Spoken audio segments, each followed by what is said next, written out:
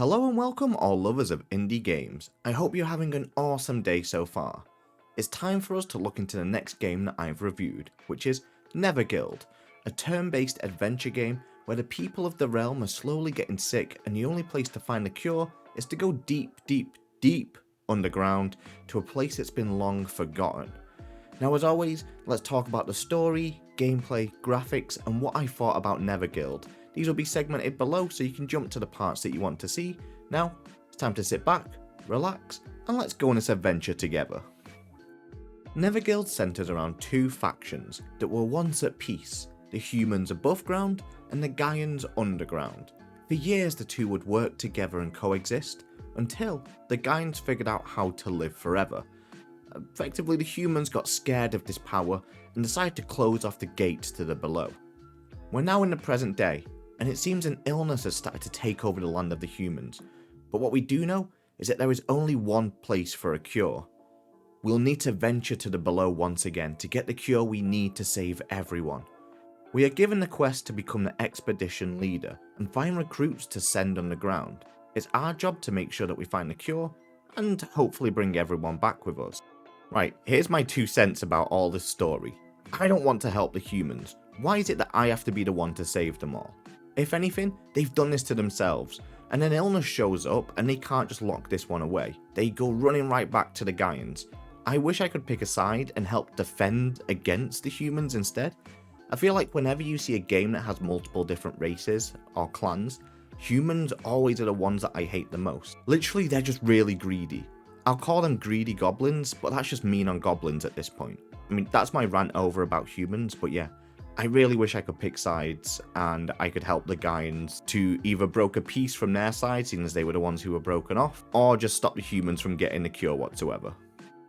The game is mainly a turn-based roguelike dungeon crawler. We make a party of 4 adventurers who are willing to head on this adventure.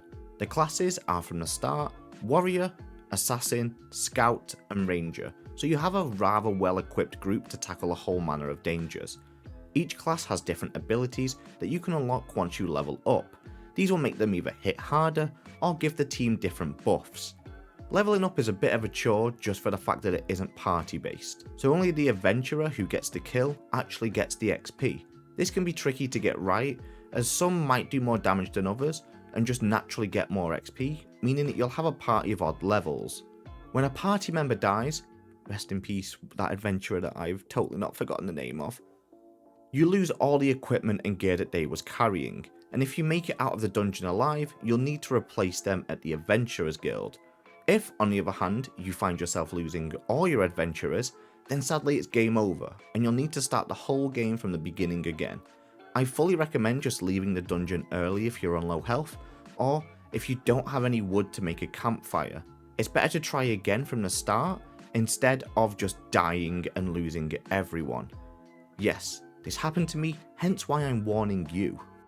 When heading into the dungeon, you will be given some quests at the start of your run.